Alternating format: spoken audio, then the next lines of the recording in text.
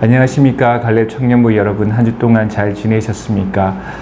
이번 주부터 한 달 동안 결혼을 말하다 라는 책을 우리 갈렙 청년부 전체가 함께 읽는 시간을 갖고자 합니다.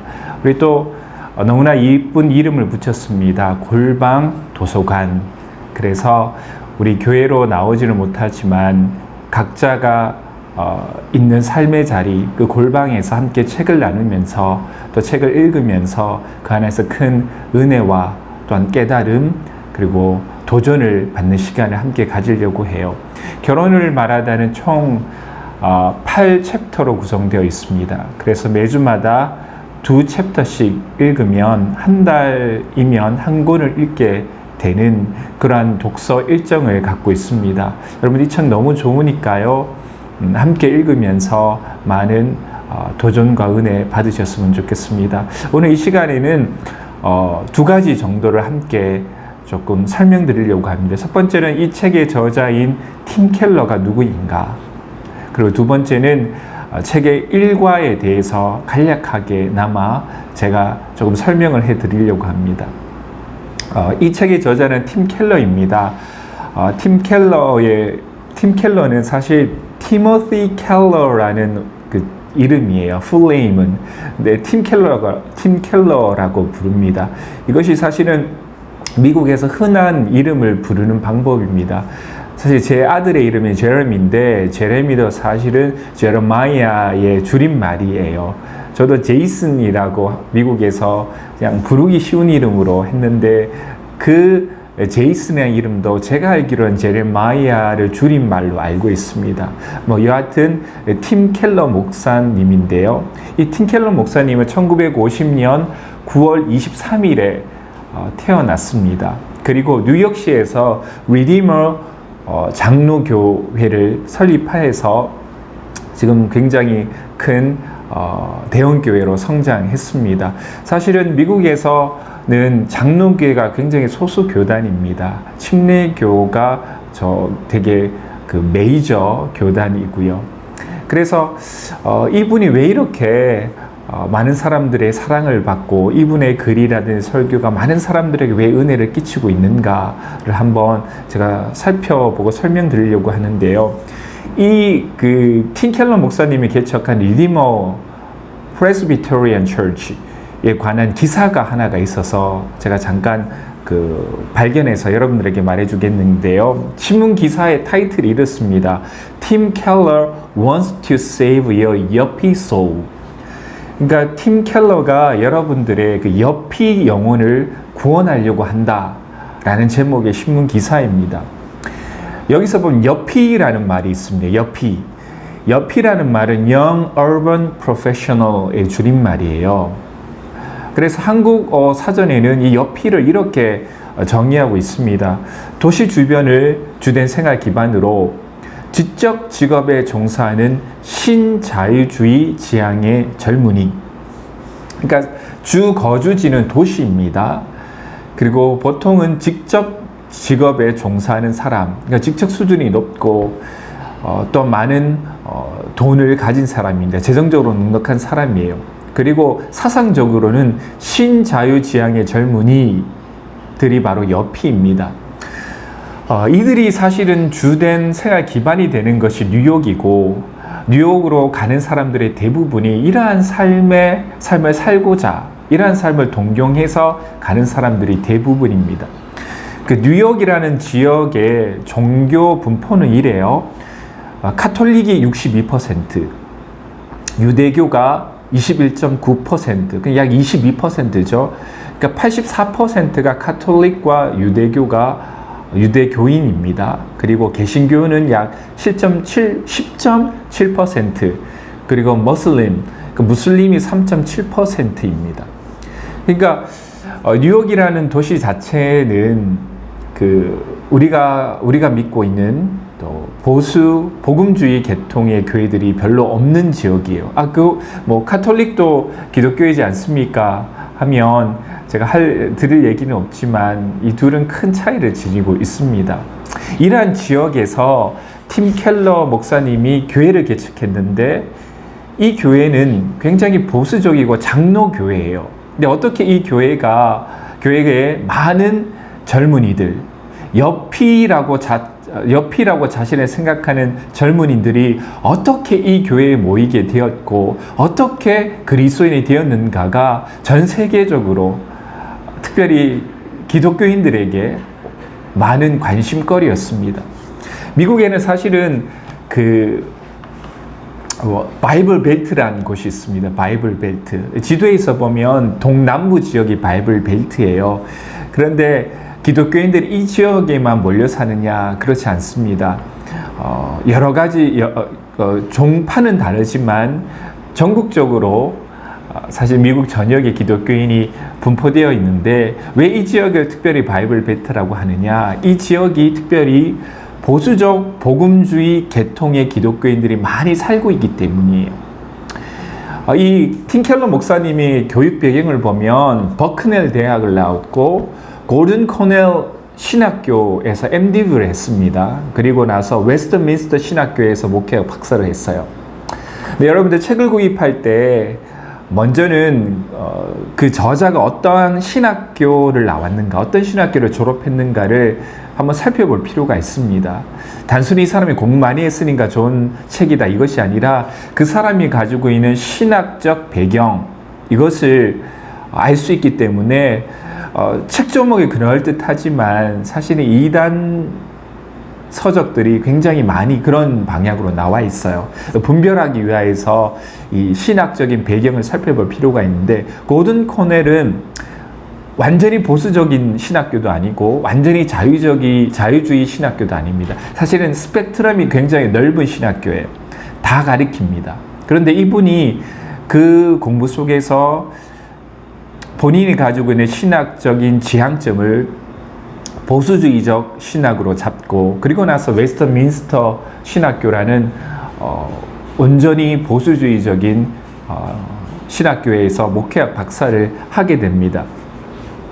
사실 1989년에 아내와 함께 그 3명의 아이들과 함께 이 교회를 개척했는데요. 한 20년이 지나고 난 뒤에 굉장히 큰 대형 교회, 젊은이들이 특별히 많이 모이는 교회로 성장하였습니다. 이것이 참 많은 사람들에게 의문을 지어낸 거예요. 어떻게 이렇게 보수주의적 신학적 바탕을 둔 장로교회 목사가 신자유주의가 판을 치고 굉장히 자유로운 사고를 지향하고 있는 뉴욕에서 이처럼 크게 성장했을까? 그가 뛰어난 점이 있습니다. 그가 뛰어난 점은 실천적 변증론에 뛰어났어요. 실천적 변증론, 말이 어려운데 간단하게 설명하자면 종교적 교리를 방어해내는 종교적 학문의 한 분야예요. 그러니까 방어하기 위한 학문이에요. 그러니까 세속적인 여러 가지 사상들과 철학들이 교회를 공격할 때 교회의 교리를 방어하기 위하여서 시작된 것이 변증론이고 여기에 팀 켈러 목사님이 굉장히 뛰어났다는 점입니다. 그래서 이 실천적 변증론 관점에서 목회 철학을 세워나가고 있어요. 그래서 이것이 팀 켈러 목사님의 굉장히 뛰어난 부분이었습니다. 뉴욕에서 굉장히 세속적인 철학과 사상을 가지고 반기독적인 풍토가 만연한 지역에서 그가 뛰어났다는 것은 왜 복음이 복음인가, 왜 성경 말씀이 진리인가를 방어해 놓으면서 증명해내고 있기 때문에 이 부분에 있어서 많은 젊은이들에게 큰 영향을 끼치게 된 거예요. 젊은 도시인들에게는 고민이 있습니다. 왜냐하면 모든 인간은 하나님의 형상으로 창조되어 있기 때문에 그 안에는 아무리 세속적인 쾌락으로 채우더라도 채울 수 없는 빈자리가 있어요. 오직 하나님만이 채울 수 있는 빈자리가 있습니다. 인간은 왜 태어났고 인간은 죽음 위에 어디로 향해 나가는가? 이러한 질문에 대한 고민들이 있는 이 뉴욕의 젊은이들에게 성경적 관점을 제시하는 거예요. 그것이 그곳에 있는 젊은이들을 바꿔놓았습니다. 그래서 도시 문화 속에서 신앙생활하는 데 도움이 되는 책이나 자료를 출판할 Redeemer City to City라는 그 단체를 설립해서 이사장으로 지금 이사장으로 있습니다. 그래서 이분이 뛰어난 것이 교회 개척입니다. 특별히 도시 지역에 있는 젊은이들, 이 사람들에게 필요한 성경적인 관점을 제시하고 무엇이 바르고 무엇이 진리인가, 뭐 똑같은 말이죠. 이것을 제시하는 데 매우 탁월했던 분입니다. 그래서 이분이 책을 한 권을 냈는데 바로 이 센터 처치라는 책이에요. 사실 이 책이 그 팀 켈러 목사님의 목회적 철학을 가장 잘 반영해 놓은, 집대성해 놓은 책이라 평가를 받고 있고 본인도 그렇게 소개를 하고 있습니다. 사실 이 책이 굉장히 뛰어나지만 여러분들에게 추천하지는 않아요. 물론 관심이 있으시면 읽어보셔도 되겠지만 교회 개척을 하려는 목회자들에게 굉장히 유용한 책입니다. 그래서 이분이 굉장히 뛰어나요. 그래서 우리가 읽어볼 결혼을 말하다 라는 책도 이와 같은 팀 켈러 목사님의 장점이 100% 발휘된 책입니다.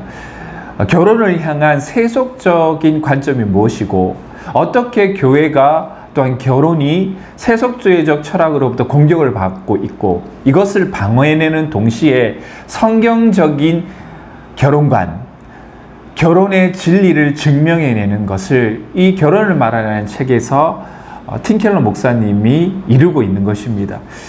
제가 사실은 미국에서 학교를 다니면서 그 상담학을 들었습니다. 강의를. 거기에서 읽어라라고 했던 책이 바로 이 책이어서 제가 그 영문으로 된 책을 가지고 있는데 원래 제목은 The Meaning of Marriage예요. The Meaning of Marriage라는 제목입니다.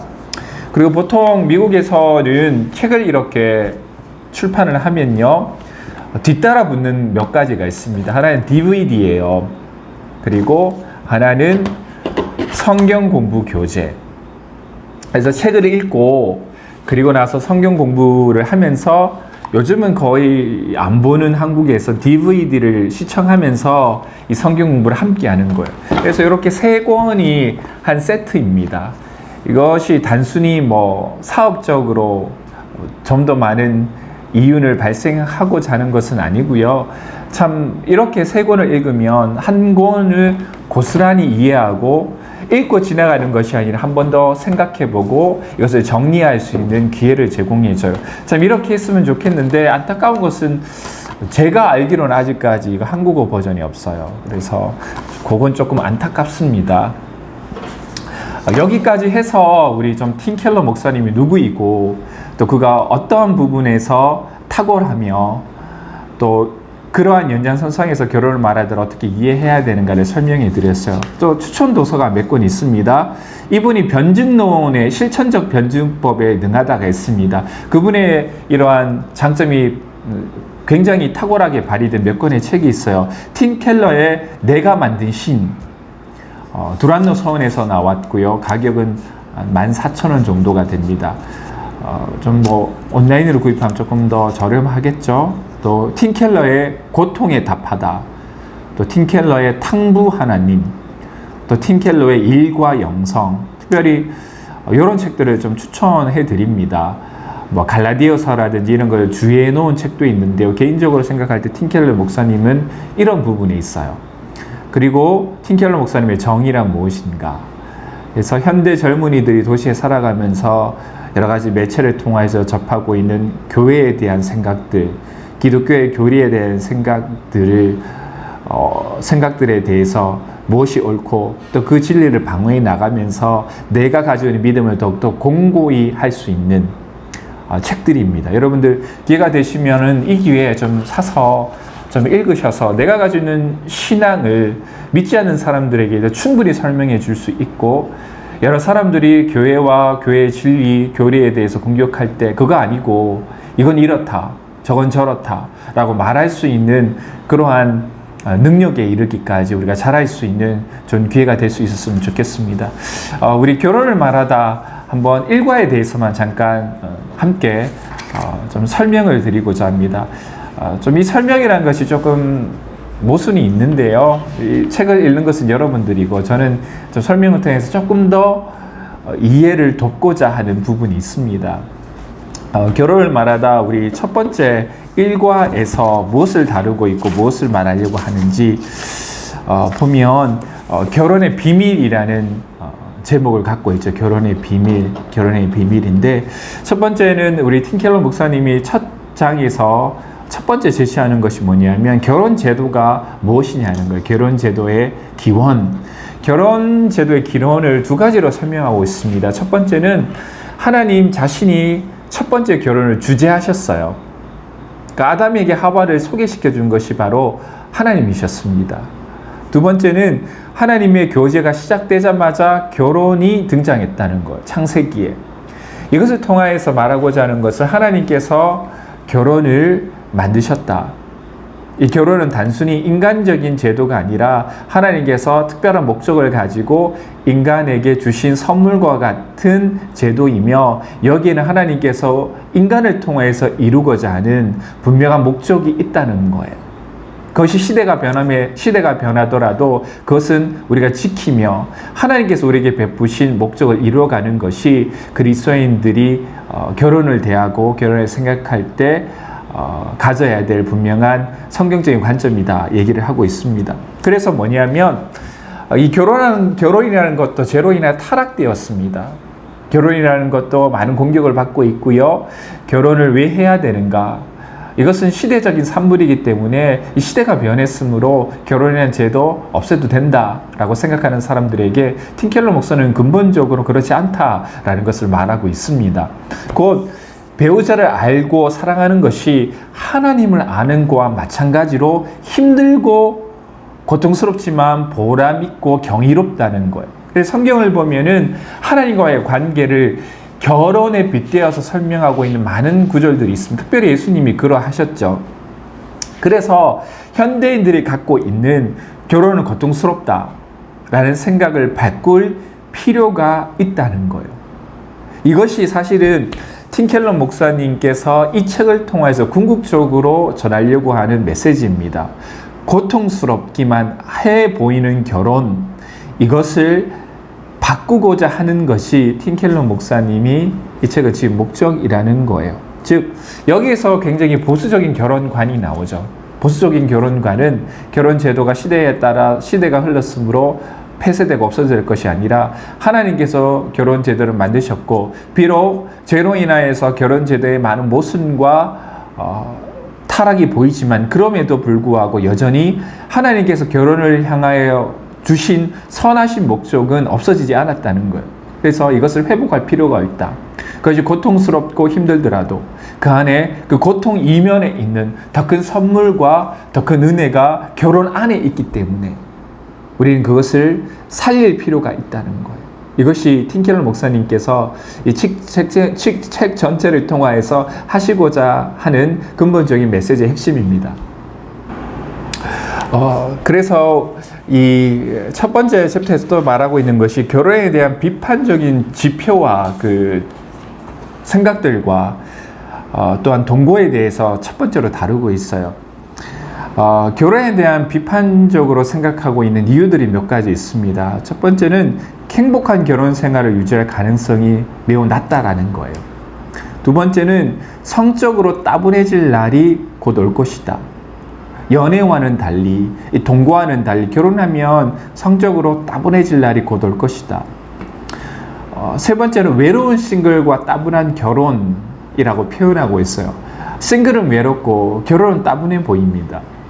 사실 둘 중에 어느 것을 택하더라도 사실 우리의 만족감은 없을 것 같다는 인식을 이 시대의 많은 젊은이들이 갖고 있습니다. 외롭긴 하지만 결혼하면 따분할 것 같다. 여기에 이렇게 결혼에 대해서 비판적으로 생각합니다. 그래서 많은 사람들이 차선으로 선택하는 것이 이 동거입니다. 동거는 많은 사람들이 싱글과 결혼의 중간지대라고 생각을 해요. 많은 사람들이 생각할 듯이 동거를 하는 이유는 이와 같습니다. 결혼하기 전에 살아보는 것이 더 나은 배우자를 선택하는 데 도움이 된다. 더 나은 배우자를 선택하는 데 도움이 된다. 그리고 정말 결혼할 만한 사람인가를 이 동거를 통하여서 한번 점검하자라는 의미에서 동거를 합니다. 이것이 사람들이 그냥 외면적으로 일반적으로 왜 동거하느냐 할 때 사람들이 말하고 있습니다. 그 위에 좀 내면적으로는요, 이런 이유도 있다고 해요. 결혼과 성적인 욕구를 채우기 위한 만남 사이의 중간 지점이라는 거예요. 싱글은 외롭고 결혼은 따분한데 이 둘 사이에서 장점을 적절히 배합하면 그것이 동거입니다. 결혼이라는 책임감을 가지 않고 언제든지 상대가 마음에 들지 않으면, 상대가 나에게 성적인 만족을 더 이상 주지 않으면, 상대를 볼 때 더 이상 내 안에 기쁨이라든지 설레이는 마음이 없을 때는 언제든지 끊고 새로운 사람을 만날 수 있는 거예요. 여기에는 이혼에 대한 두려움도 있겠죠. 그래서 이러한 이유로 동거를 한다고 합니다. 사실은 틴케럴 목사님께서 이 결혼에 대해서 생각할 때 결혼에 대한 차선책으로 많은 이 시대의 젊은이들이 선택하고 있는 동거가 왜 결혼의 차선책이 될 수 없는가, 이것에 대해서 말하고 싶었던 거예요. 동거는 결혼을 결코 대체할 수 없다라는 거예요. 결혼이 주고 있는 더 심오하고 더 큰 목적이 있는데 이것을 동거는 결코 채울 수가 없습니다. 또한 하나님께서 결혼 제도를 통하여서 주신 목적은 이것이 아니기 때문이에요. 사실은 여기에 대해서 틴켈러 목사님께서 책 후반에 가면 더욱더 구체적으로 말하고 있는데요. 결혼이 무엇인가에 대해서 말하면서요. 근데 이 챕터 1에서는 몇 가지를 짚고 있습니다. 첫 번째는 사람들이 높은 이혼율 때문에 결혼에 대해서 두려워합니다. 결혼해도 이혼할 수 있다. 그런데 이분이 조사를 했는데요. 교육과정을 잘 마치고 적절한 수입이 있고 온전한 과정에서 성장하고 신앙을 가졌으며 25세 이후에 결혼해서 첫 아기를 낳은 부부의 이혼율이 현저하게 떨어졌다는 거예요. 이게 사실은 굉장히 미국적인 바탕입니다. 25세 이전에 결혼하는 미혼모들이 굉장히 많아요. 그리고 생각보다 미국에서 일찍 결혼합니다. 20대 중반 정도에 결혼한 사람들이 굉장히 많아요. 왜냐면 우리나라와 같이 군대를 안 가잖아요. 그리고 또 멕시칸이나 히스패닉 계통에 있는 그런 핏줄을 가지신 분들이 제가 볼 때는 조금 더 일찍 결혼하고 많은 자녀를 낳는 경향이 있습니다. 그런데 이러한 조건을 충족시켰을 때에는 이혼율이 급격하게 낮아진다는 거예요. 아주 현저하게 떨어진다는 겁니다. 근데 이해를 통해서 틴켈러 목사님이 말하고자 하는 바는 결혼 자체에는 그 문제가 없다라는 거예요. 두 번째는 사람들이 이렇게 말합니다. 경제적으로 어느 정도 기반을 잡은 후에 여유가 있을 때 결혼하겠다. 이게 맞느냐? 이렇게 생각하는 게 맞느냐? 틴켈러 목사님이 조사해보니까 그렇지 않다라는 거예요. 뭐냐면 지속적으로 결혼 생활을 유지해온 남성이 결혼을 한 적이 없거나 이혼한 뒤에 재혼하지 않은 이들보다 재정 상태가 평균 75%가 양호했다고 합니다. 그러니까 이 결혼하면 오히려 재정적으로 안정이 된다는 것이 실제적인 조사의 결과라는 거예요. 이런 결과가 나오는 이유가 있습니다. 뭐냐면 결혼하면 정신적으로 훨씬 더 건강한 생활을 영위하게 된다고 해요. 왜냐하면 결혼이 충격 흡수 장치를 제공합니다. 예를 들면 여러분들 하루 동안 막 열심히 살다가 집으로 딱 들어가요. 불을 껌껌해진 방 안을 불을 켜고 딱 들어갔을 때 어떤 마음이 듭니까? 참 내가 밖에서 오늘 참 좋은 일이 있었는데 나눌 사람이 없잖아요. 그게 참 쓸쓸합니다. 또 하나는 밖에서 정말 안 좋은 일을 당했어요. 정말 힘든 일을 당했어요. 그래서 하루 일과를 마치고 정말 무거운 짐을 어깨에 질고 집에 들어갔는데 아무도 나를 위로할 사람이 없어요. 근데 결혼을 하면 우리가 어떤 충격을 받던 간에 그것을 흡수를 해줄 수 있는 한 사람, 배우자가 있기 때문에 결혼이라는 것이 더 정신적인 건강에 좋다고 합니다. 또 부부는 서로를 통해 보다 높은 수준의 책임감과 자기 훈련을 습득하게 되므로 소득이 높아진다고 해요. 예를 들자면 싱글 때는 이거 써도 나 혼자 좀 힘들면 되지 라고 생각하지만 더 높은 수준의 책임감과 자기 훈련을 하면서 나의 욕망을 절제하고 조절할 수 있는 이런 성숙이 이루어지기 때문입니다. 이러한 이유로 통해서 참 동거보다는 결혼하는 것이 더 낫다라고 좀 간략하게 설명하고 있습니다. 사실은 결혼의 부정적인 이미지를 많은 미디어에서 조장시키는 면이 있다고 해요. 그러면서 결혼이 주는 유익에 대해서 설명하는데요. 뭐냐면 당장의 만족감을 느끼지 못한 부부를 할지라도 이혼하지 않고 결혼 상태를 유지하면 적어도 3분의 2 정도는 5년 이내에 행복해진다는 연구 결과가 있다고 합니다. 그러니까 결혼 생활에도 위기가 찾아옵니다. 내가 행복하지 않다. 결혼이 오히려 나를 더 힘들게 만드는 것 같다. 그런데 그 과정을 지나치고 결혼을 유지하면 대부분의 사람들은 5년 이내에 행복해진다고 합니다. 이러한 이유가 있습니다. 그리고 결혼하고 가정을 꾸린 부모 밑에 성장한 아이들은 그렇지 못한 아이들보다 2~3배 정도 긍정적인 삶을 살게 된다는 연구 결과가 있다고 해요. 그런데 왜 이렇게 많은 결혼에 대한 유익이 있는데도 불구하고 이런 실제적인 증거들이 넘쳐남에도 불구하고 왜 결혼에 대한 비관론이 팽배하게 되었느냐? 여기에 대해서 틴켈러 목사님이 아주 중요한 하나의 단어를 제시하며 설명합니다. 그건 뭐냐면 비현실적 이상주의라는 것. 비현실적 이상주의. 이것이 결혼을 이해하는 방식을 정말 크게 변화를 시켰다고 합니다. 그래서 여러분들 한번 책을 읽으면서 한번 발견해 보세요. 비현실적 이상주의가 뭔가? 2가지를 설명하고 있는데요. 기독교적 결혼관이 무엇인가? 2번째는 계명주의적 결혼관이 무엇인가?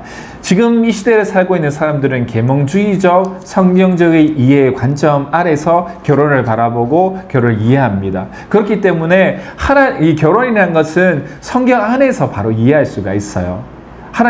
왜냐하면 하나님께서 만드신 거기 때문에, 하나님의 목적이 그 안에 있기 때문에, 믿음의 관점을 통해서 또 성경 안에서 결혼은 참된 의미를 갖고 발견할 수 있게 됩니다. 그런데 이것 없이 계몽주의적인 세속적인 철학 안에서 결혼을 보니까 결혼을 제대로 이해할 수 없고, 결혼이라는 것이 인간적인 그래서 개인적으로 저는 미국보다 한국이 이 결혼이 한꺼번에 몰락하고 무너질 가능성이 더욱더 농후하다고 봅니다. 왜냐하면 미국에는 아직도 여전히 많은 기독교인들이 성경적인 결혼관을 가지고 있어요. 그런데 한국은 그 베이스가 많이 없습니다. 그냥 인간적인 사회 제도다. 한국 분들이 개인적으로 생각할 때 굉장히 보수적이기 때문에 유럽처럼 순식간에 결혼 제도가 무너지진 않겠지만, 오히려 미국보다 무너진다면, 이거 해체된다면 오히려 더 급락할 것이라는 것이 개인적인 예상입니다.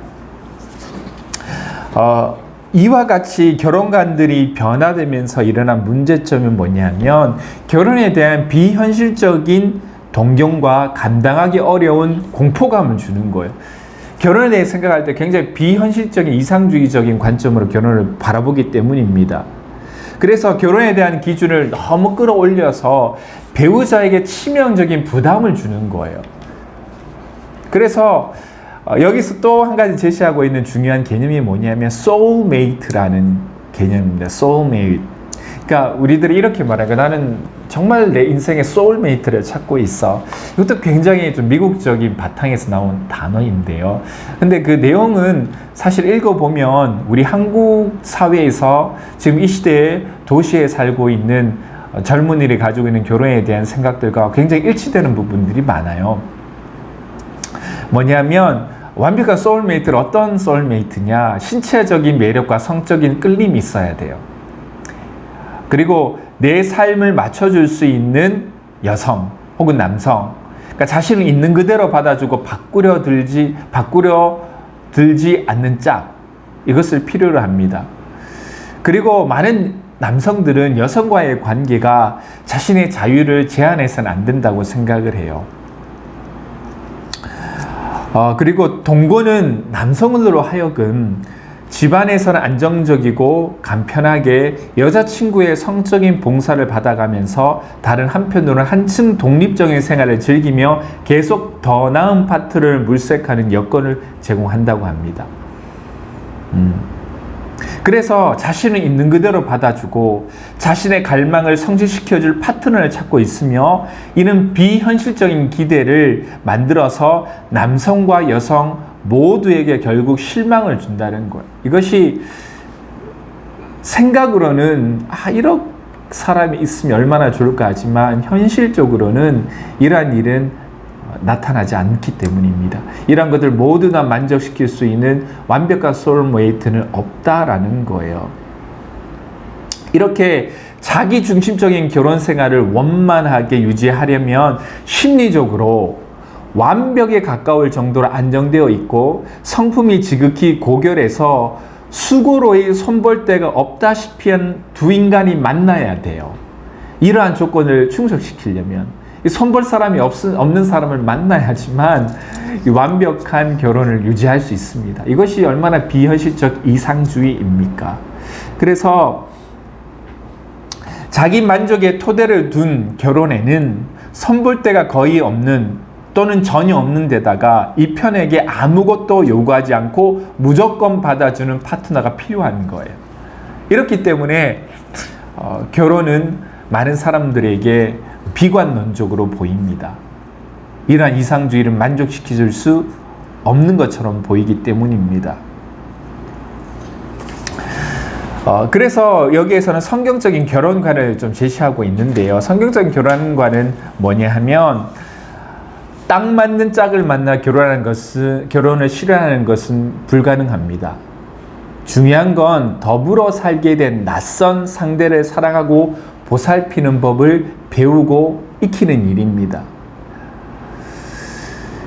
왜냐하면 거기에는 세상 어딘가에 자신에게 꼭 들어맞는 결혼 상대가 있다는 전제를 바탕으로 해요. 그러나 누구나 부적절한 요소를 안 껴고 결혼을 할 수밖에 없어요. 나도 마찬가지고 배우자도 마찬가지입니다.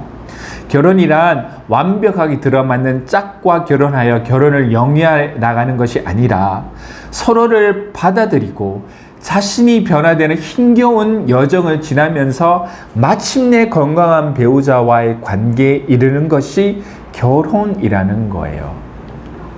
딱 맞는 결혼 상대는 존재하지 않습니다. 그 이유는 두 가지가 있어요. 결혼이 인간을 완전히 바꿔놓기 때문입니다. 두 번째는 결혼 생활 시작하는 두 남녀는 죄로 인해 영적으로 깨진 상태입니다. 그러므로 결혼은 그 무엇보다도 선하지만 그 무엇보다도 괴롭고 고단합니다. 이것이 바로 일과에서 팀 켈러가 말하고자 하는 바예요. 그리고 나서 결혼의 비밀이 무엇인가를 일과 후반부에 쭉 설명해 둡니다. 여러분들 일과를 통해서 여러분들이 발견해야 될 것은 뭐냐 하면 결혼이 세속주의적 결혼관으로 공격을 받고 있습니다. 가장 먼저는 우리가 일과를 통해서 읽으면서 목표를 둬야 될 것은 뭐냐면 성경적인 결혼관이 무엇인가 하는 거예요. 성경에서 말하는 결혼관이 무엇이고 성경 안에서 말하고 있는 결혼의 비밀이 무엇인가를 발견하고 우리가 가지고 있는 결혼관을 바꾸어 놓는 거예요. 읽으면서 그러면 뭐 이것도 안 되고 저것도 안 되면 어떻게 나에게 맞는 배우자와 짝을 찾느냐. 결혼이 완벽하지 않은 두 파트너를 완벽하게 이루어진다면 어떻게 내 배우자를 찾느냐는 거예요. 온전한 소울메이트를 찾는 것이 결혼의 배우자를 찾는 방법이 아니라면. 근데 여기에서 이것을 고민할 것이 아닙니다. 왜냐하면 후반부에 가면 이거 너무 잘 설명해도 여기서 말하는 것은 성경적인 결혼관이 무엇이고 내 안에 무엇이 어떤 점이 성경적인 결혼관과 배치되는가 이것을 발견하는 것이 사실 일과에서 여러분들이 가장 핵심을 두고 발견해야 될 부분입니다. 핵심 단어는 특별히 비현실적인 이상주의가 무엇이냐, 소울메이트가 왜 잘못되었는가, 기독교적 성경관이 무엇인가? 결혼의 비밀은 무엇인가? 동거는 어떠한 점에서 잘못되었는가? 이러한 것들을 폭넓게 살펴보시면서 일과를 마무리하셨으면 좋겠습니다. 이제 출발점입니다. 여러분, 책을 읽으면서 여러분들 안에서 결혼에 대한 바른 성경적인 결혼관이 정립되기를 바랍니다. 우리 함께 한 달 동안 결혼을 말하다 읽으면서 서로가 받은 은혜를 나누고 또 궁금한 것이 있으면 저에게나 또 함께 읽는 사람들이 있다면 물으면서 또 이야기하면서 우리가 가지고 있는 생각들을 또한 느낀 점들을 나누면서 더 풍성한 독서의 현장이 되었으면 좋겠습니다. 여러분들이 한 가지 말씀드릴 것은 여러분들 꼭 개인 보고서를 저에게 내어주셔야만 돼요. 그래야지만 제가 여러분들을 위해서 기도할 수 있습니다. 또한 여러분들이 읽고 있고 어떻게 신앙생활을 하는지 제가 알 수가 있어요. 그래서 여러분들을 도와줄 수가 있습니다. 꼭 여러분들 개인 경건 생활 점검표 내어주시고요. 또 1과 2과를 읽고 느낀 점을 적어서 제출해 주시면 그 중에 가장 잘하신 분 한 분에게 상품을 드리고 또 2분은 내어주신 분들 2분을 추첨하여서 선물을 드립니다. 여러분들 꼭 읽으시고 또 함께 나누어 주셔서 우리 풍성한 독서 나눔 골방 도서관이 잘 진행될 수 있도록 여러분들의 도움과 기도 부탁드립니다. 한 주간도 은혜 가운데 승리하시는 갈렙 청년 여러분 되시기를 바랍니다. 그러면 다음 주에 또 제가 3개월을 가지고 여러분들 찾아뵙도록 하겠습니다. 감사합니다.